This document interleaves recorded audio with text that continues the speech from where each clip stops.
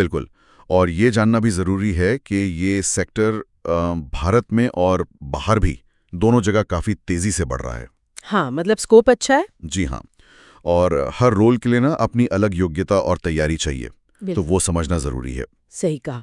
खासकर अगर कोई साइंस स्ट्रीम से है तो उनके लिए तो कई रास्ते खुल जाते हैं। जैसे पायलट बनना बिल्कुल। या फिर एरोस्पेस इंजीनियर, हाँ ये तो खैर बहुत पॉपुलर सपने हैं। हाँ बिल्कुल।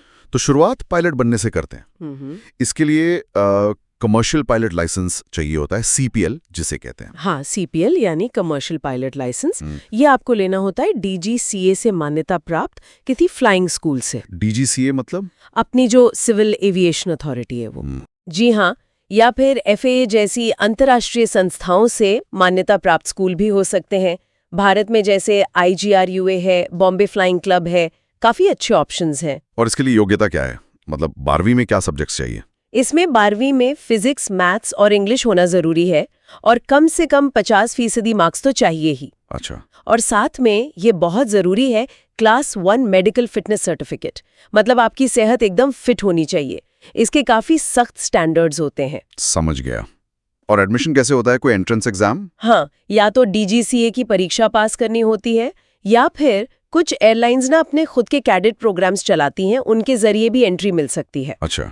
एक चीज ध्यान में रखनी चाहिए कि इसमें जो शुरुआती खर्चा है वो काफी ज्यादा हो सकता है। हाँ, मैंने भी सुना है। कितना अंदाजन? देखिए, यह इंस्टीट्यूट पर निर्भर करता है, पर मानकर चलिए 40-50 लाख या शायद उससे भी ज्यादा। ओह, काफी ज्यादा है। हाँ, लेकिन फिर कमाई की संभावना भी बहुत अच्छी है।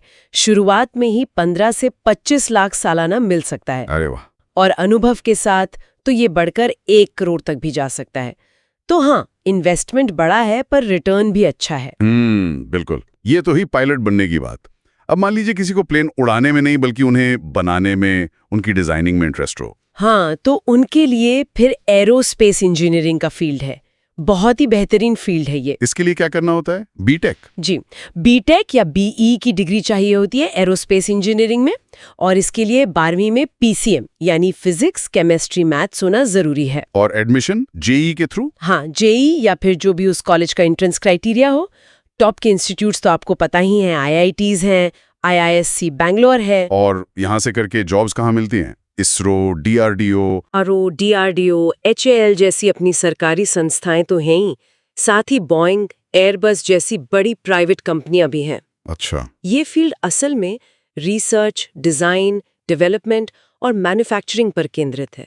मतलब सोचिए, आप सैटेलाइट डिजाइन कर रहे हैं या नए एयरक्राफ्ट बना रहे हैं। काफी रोमांचक लगता है सुनने में। है भी। और इसमें विदेश जाकर मास्टर्स करने के भी शानदार मौके हैं, एमआईटी, ईटीएच ज्यूरिक जैसे टॉप ग्लोबल इंस्टीट्यूट्स में। और सैलरी रेंज क्या रहती है इसमें? शुरुआती सैलरी करीब 6 से 10 लाख सालाना हो सकती है, और अनुभव और आपकी स्पेशलाइजेशन के साथ ये 15-30 लाख या उससे भी ऊपर जा सकती है। ठीक है। अब एक और रोल पर आते हैं, एयर ट्रैफिक कंट्रोलर, एटीसी। ये शायद उतना ग्लैमरस ना लगे, पर है बहुत जरूरी, है ना? बहुत ही ज्यादा जरूरी। इन्हें आप कह सकते हैं आसमान के ट्रैफिक पुलिस। ये सुनिश्चित करते हैं कि सारे विमान सुरक्षित तरीके से उड़ें और लैंड करें। हाँ बिल्कुल। तो ये जॉब किसके अंडर आती है? ये आती है एआई के अंडर, यानी एयरपोर्ट्स अथॉरिटी ऑफ इंडिया। अच्छा। और इसके लिए क्या क्वालिफिकेशन चाहिए? इसके लिए 12th में पीसीएम बैकग्राउंड चाहिए होता है। उसके बाद एआई अपना एक एटीसी एंट्रेंस एग्जाम लेती है, वो क्लियर करना होता है। और ट्रेनिंग एआई खुद ही देती है अपने सेंटर्स पर। इसमें तो प्रेशर बहुत होता होगा। हाँ, प्रेशर तो बहुत होता है। आपको एक ही समय पर कई विमानों पर नजर रखनी होती है, तेज और सटीक फैसले लेने होते हैं। जिम्मेदारी बहुत बड़ी है। और सैलरी भी अच्छी है। शुरुआती सैलरी करीब 8 से 12 लाख सालाना हो सकती है। ठीक है। एक और अहम रोल है एयरक्राफ्ट मेंटेनेंस इंजीनियर, एएमई। आपने कहा पायलट, इंजीनियर, एटीसी, अब ये एएमई क्या करते हैं? एएमई मतलब एयरक्राफ्ट मेंटेनेंस इंजीनियर। ये वो लोग हैं जो विमानों की देखरेख करते हैं, उनकी मरम्मत करते हैं और ये पक्का करते हैं कि विमान उड़ने के लिए पूरी तरह से सुरक्षित है या नहीं। एक तरह से विमानों के डॉक्टर कह सकते हैं। हाँ, ये सही एनालॉजी है। तो इसके लिए क्या पढ़ाई करनी होती है? इसके लिए डीजीसीए से मान्यता प्राप्त इंस्टीट्यूट से 3 या 4 साल का लाइसेंस प्रोग्राम करना होता है, एएमई लाइसेंस। और इसमें एडमिशन, इसका भी कोई एंट्रेंस होता है? जी हाँ, इसके लिए AME CAT जैसा एक कॉमन एंट्रेंस टेस्ट होता है। और जॉब्स कहाँ मिलती है एएमई को? एयरलाइंस में? हाँ, एयरलाइंस में, डिफेंस फोर्सेस में या फिर MRO कंपनियों में। MRO मतलब मेंटेनेंस, रिपेयर और ओवरहॉल कंपनियां जो विमानों की सर्विसिंग करती हैं। अच्छा। और इनकी शुरुआती सैलरी? इनकी शुरुआती सैलरी करीब 4 से 7 लाख सालाना के आसपास होती है। ठीक है।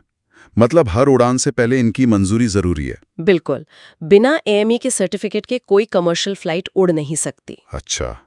अभी तक हमने जितनी बात की, pilot, aerospace engineer, ATC, AME, इन सब में साइंस, खासकर PCM बैकग्राउंड जरूरी लग रहा है। क्या कॉमर्स या आर्ट्स वालों के लिए भी एविएशन में कोई मौके हैं? हाँ हाँ, बिल्कुल है। एविएशन सिर्फ टेक्निकल रोल्स तक ही सीमित नहीं है।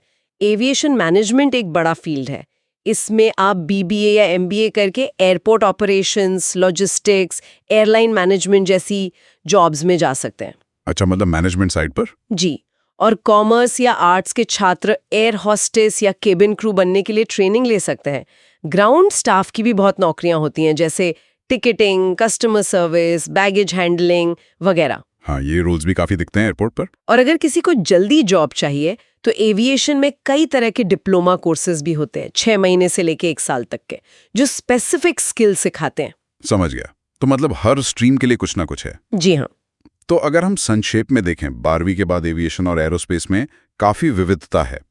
उड़ने से लेकर बनाने तक, ट्रैफिक संभालने से लेकर मेंटेनेंस और मैनेजमेंट तक।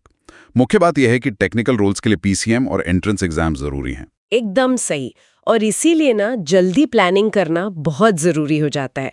अगर इस फील्ड में जाना है तो 11वीं 12वीं में ही सही सब्जेक्ट्स चुनना, फिर JEE, AMCT, AIATC या CPL के लिए तैयारी शुरू करना, ये सब पहले से सोचना पड़ता है। हाँ, तैयारी तो है मैं। बिल्कुल। और एक और चीज़ जो मैं कहना चाहूँगी, इंटर्नशिप्स। पढ़ाई के दौरान अगर मौका मिले तो इंटर्नशिप ज़रूर करें। और नेटवर्किंग भी बहुत काम आती है, जैसे लिंक्डइन पर इंडस्ट्री के लोगों से जुड़ना। सही बात है।